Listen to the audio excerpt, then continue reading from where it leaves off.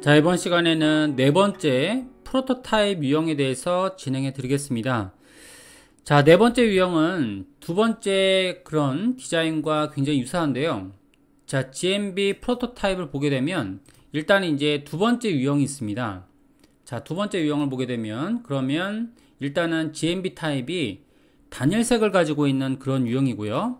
그 다음에 네 번째 있는 GMB 타입은 지금처럼 이렇게 색이 바뀌는 걸 알 수 있습니다.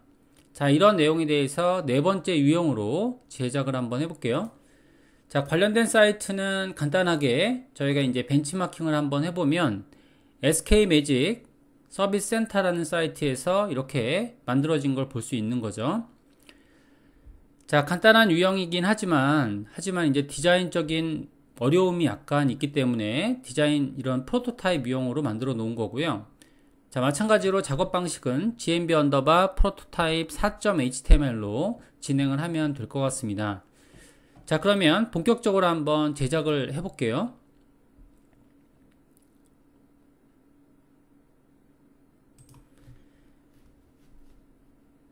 자, 에디터로 관련된 내용들을 한번 열어보시면 이전과 같이 자, UL 타입으로 만들어진 투뎁스 구조를 볼 수가 있게 되고요. 자, 근데 이제 하나 이상한 건 여기에 div 클래스에 서브 언더바 섀도우라는 영역이 하나가 있죠. 그죠? 이런 유형들이 조금 달라진 그런 부분들이 되겠습니다. 자, 그러면 제작을 한번 해볼게요. 자, 전체 유형에 대해서 제작해보면 자, 바디에 대한 내용을 이렇게 지정했고요. 바디 내용을 지금처럼 이렇게 폰트 패밀리 자, 오픈 산스라고 해서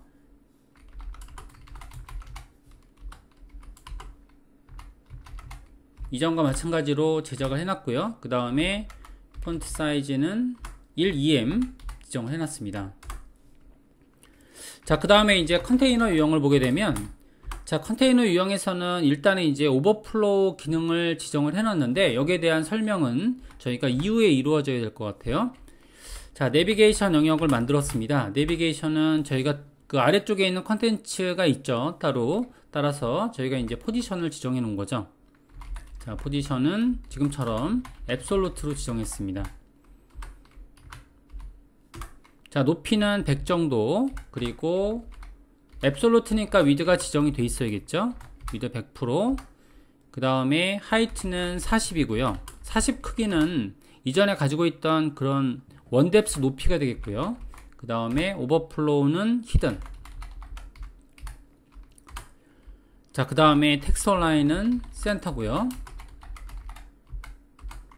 트랜지션은 이전과 마찬가지로 하이트 기법으로 만들어지는 것으로 삼고 있습니다. 그래서 이렇게 0.4s로 되는데요. 여기서는 이제 높이를 저희가 이제 0으로 지정해 버리면 문제가 있겠죠. 그래서 하이트는 자, 여기서는 40으로 지정하면 문제가 좀 있겠죠. 그래서 이제 여기에 높이는 자, 내비게이션이 올라가는 그런 구조로 202로 놓을게요. 이렇게 하게 되면 그러면 높이 구조가 만들어지는 걸로 볼 수 있습니다.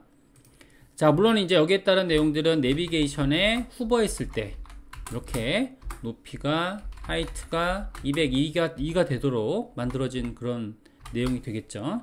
자, 여기는 전체 주석을 이렇게 걸게요. 자, 걸어놓고 진행하고 있습니다. 하이트 내비게이션에 따른 구조들을 이렇게 만들어 놓고 있고요. 자, 그러면 li 타입을 만들게요.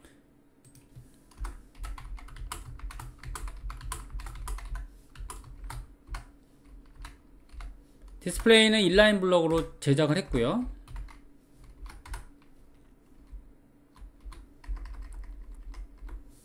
가로로 정렬된다는 거죠. 이렇게 만들어진 부분을 중간 부분을 한번 보겠습니다. 보게 되면 중앙으로 정렬되어 있는 앱솔루트 타입을 볼 수가 있고요. 자, 이렇게 만들어지고요. 자, 두 개에 따른 A 타입을 한번 선언해 볼게요. A 타입은 뭐 동일한 디자인 선언이니까 이렇게 볼 수 있습니다. 자, 원뎁스에 따른 내용들은 여기서처럼 14픽셀로 되어 있고요. 자, 그 다음에 여기서는 이제 투뎁스 같은 경우에는 이제 2차 메뉴니까 간단하게 떨어지는 구조로 만들었고요. 자, 여기서는 라인 하이트는 38픽셀 이런 식으로 되어 있는 거죠. 그 그 다음에 폰트 사이즈 규정되어 있는 크기대로 되어 있습니다. 그래서 여기서는 이제 트랜지션이 각각의 요건별로 걸리는 걸로 이렇게 볼 수 있는 거죠. 자, 여기서는 이제 첫 번째 li 요건에다가 지금 지정하고 있는데요. 여기에 대해서는 지금 뭐 이렇게 지정할 수 있는 거죠. li에 li 펄스 차일드. 자, 지정을 했어요. 여기서는 A 타입에 자, 이렇게 만들었습니다. 그래서 상단 패딩을 지금처럼 5픽셀로 지정했고요. 그럼 A 타입을 약간 늘려준 거죠. 공간을 잘 보게 하기 위해서. 그 다음에 레스트 차일드 A에 대해서는 자, 패딩 바텀으로 공간 여백을 이렇게 준 거죠. 자, 주게 되면 그러면 상단에 있는 공간 여백과 그 다음에 하단에 있는 공간 여백으로 디자인이 잡히는 걸 볼 수 있죠. 그러면 디자인은 이렇게 공간 여백이 잡혀져 있는 구조로 만들어져 있습니다. 자, 작은 차이긴 하지만 이런 부분으로 지금 설계가 돼 있고요.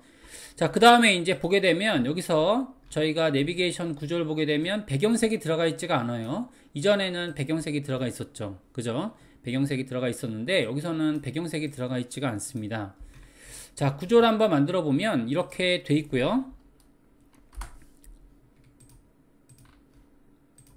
자, 하단에 있는 구조를 저희가 투뎁스의 그 후보 구조로 만들 수 있겠죠. 그래서 후보 구조로 만들게 되면 그러면 뭐 이렇게 후보가 되거나 포커스가 됐을 때 데코레이션이 만들어지는 걸 볼 수 있죠. 이렇게 만들면 그러면 밑줄이 그어지면서 색상이 칠해진 걸 알 수 있는데요. 이에 따라서는 지금 이렇게 흰색의 컨디션이 만들어지는 걸 볼 수 있고요. 그 다음에 컨텐츠 영역은 이렇게 되어 있는데 이 높이는 지금 40픽셀의 높이로 되어 있습니다. 그래서 지금 보게 되면 여기서 40픽셀의 높이로 되어 있고요. 자, 이때에는 지금 안쪽에 있는 같이 떨어지는 그런 경우가 있기 때문에 내비게이션에 대한 이런 내용들을 만드실 때는요, 일단은 탑좌표를 좀 지정하는 게 좋을 것 같아요. 탑좌표를 0으로 만들면 그러면 상단에 있는 고정된 영역으로 볼 수 있습니다. 자, 이렇게 하게 되면 고정된 영역으로 이렇게 볼 수가 있고요. 탑에 대한 영역을 지정하게 되면 이런 요건들을 수정해 줄 수가 있는 거죠. 이렇게 만들면 저장이 됐고요. 자, 전체적인 요건들은 만들어졌는데 여기에 이제 저희가 숨겨진 옵션이 바로 서브 섀도우입니다. 자, 서브 섀도우란 요건은 어떤 요건이냐 하면 지금 이런 부분으로 만드는 거죠. 다 만든 다음에 그 다음에 여기서 서브 섀도우라는 요건을 만들겠습니다. 자, 서브 언더바 섀도우라는 부분으로 만들었고요. 이는 이제 앱솔루트 구조를 가지고 있는데 사실상은 여기서처럼 앱솔루트 형식으로 만들었고요.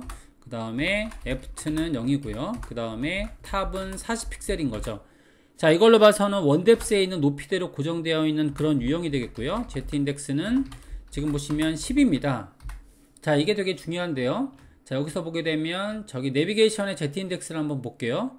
자, zindex가 0으로 돼 있죠.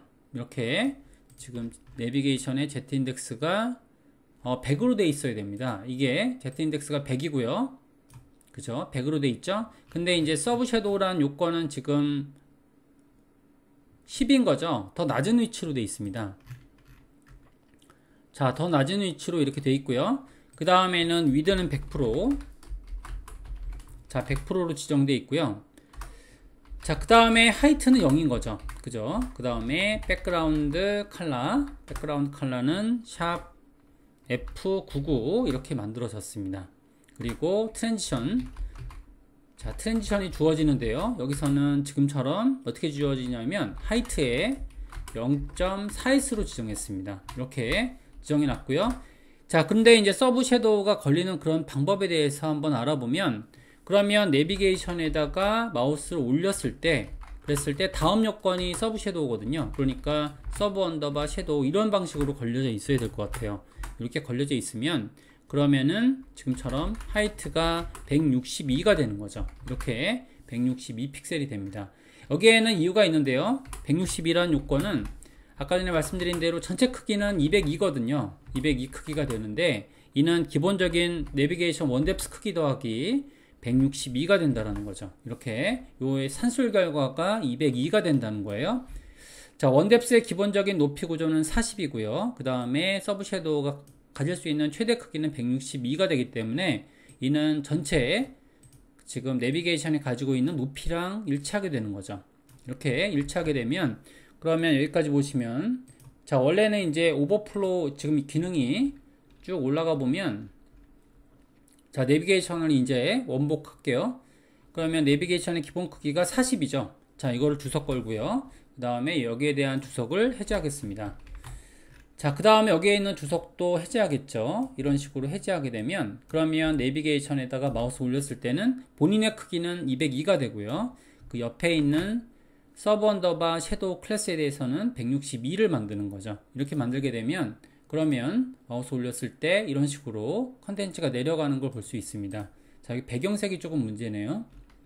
지금 여기서 서브 섀도우의 색상이 잘못된 것 같아요. 자, 이게 아니고요. 999입니다. 이렇게 컬러가 제대로 안 입혀진 것 같고요. 이렇게 하게 되면 여기까지 이렇게 되는 걸 볼 수 있죠. 자, 그러면 효과에 대해서 지금 투뎁스 효과에 대해서 지정하는 방법도 그렇게 어렵지 않은데요. 지금 자, 여기 지금 후보 이런 요건들은 저희가 위에다가 이렇게 결합을 할게요. 자, 그래서 여기에 대한 효과들은 이렇게 만들 수 있을 겁니다. 그래서 안쪽에 보게 되면 밑에다 쓸게요. 자, 내부 안쪽에 지금 요건들을 보게 되면 지금처럼 UL에 지금 LI의 후보 처리가 되겠죠. 후보 처리가 되면 LI에 대한 요건들을 보게 되면요. 그러면 이를 백그라운드 컬러를 어둡게 만드는 거죠. 그러면 이제 지금처럼 LI에 올렸을 때 아래쪽에 있는 LI 요건들을 바꿔주는 거죠. 이런 식으로 바꿔주게 되면 그러면 어떻게 만들어지는지 볼게요. 그러면 지금처럼 이렇게 LI가 바뀌었으니까요. LI의 컬러로 지정되는 거죠. 이런 식으로 색깔이 바뀌는 구조를 가질 수 있고요. 자, 물론 이제 여기에 저희가 이제 약간 응용되는 부위가 있습니다. 자, 응용되는 부위가 뭐가 되냐면 자, 여기에 만약의 경우에 지금처럼 뎁스가 일치하지 않는다 라고 하게 되면 만약에 이제 메뉴가 하나 비어 있다라고 볼게요. 메뉴가 하나 비어 있으면 지금처럼 지금 여기에 컬러링이 제대로 잘 안 되겠죠. 이렇게 메뉴가 이렇게 혼동되는 걸 볼 수 있습니다. 자, 이렇게 돼 있죠. 여기에 대한 보완 방법들이 좀 필요하죠. 이거는 이제 메뉴가 딱 4개로 맞춰졌을 때 만들어지는 그런 코드 방식이 되겠고요. 여기에 따른 약간 보완식이 필요하다는 거죠. 자, 이는 3가지 방법을 바꿔주셔야 되는데요. 일단은 원뎁스에 대한 내용들을 수정하기 전에 이렇게 바꿔주셔야 됩니다. 일단은 버티컬 라인이라는 기법을 바꿔야 되고요. 이렇게 탑이라는 기법으로 자, 인라인 블럭이니까요. 인라인 블럭에 대한 버티컬 라인 기법을 지금처럼 이렇게 만들어줬고요. 상단으로 근데 이제 높이가 잘린 걸 볼 수 있죠. 그러니까 가장 큰 크기에 맞춰서 이렇게 지정이 돼야 되는데요. 물론 이는 저희가 이제 일반적인 디스플레이 타입을 사용했을 때의 관건입니다. 자, 물론 이게 플렉스 타입으로 만들면 이렇지 않거든요. 그래서 여기에 대한 내용들을 지정하게 되면 내부에 LI의 UL 타입으로 지금 여기서 높이가 커지는 하이트에 처음부터 164라는 그런 크기가 있는 거죠. 자, 164라는 크기는 이 페이지가 162죠. 162라는 크기가 지정되어 있습니다. 자, 이런 식으로 162라는 크기로 지정되어 있는 거죠. 이거는 이제 펼쳐진 크기라는 걸 우리가 모두 알고 있어요. 자, 이렇게 되어 있고요. 그 다음에 여기서 마우스 올렸을 때 LI를 변경하는 것이 아니고 UL을 키웠으니까요. 여기서는 지금 UL을 변경하도록 만들어지는 겁니다. 이렇게 3군데를 바꾸게 되면 그러면은 지금처럼 마우스 올렸을 때 크기가 커지는 이런 2차 메뉴를 생성해 줄 수가 있는 거죠. 여기까지 만들어진 데이터를 저희가 4번째 프로토타입으로 해서 이렇게 전달해 드렸습니다.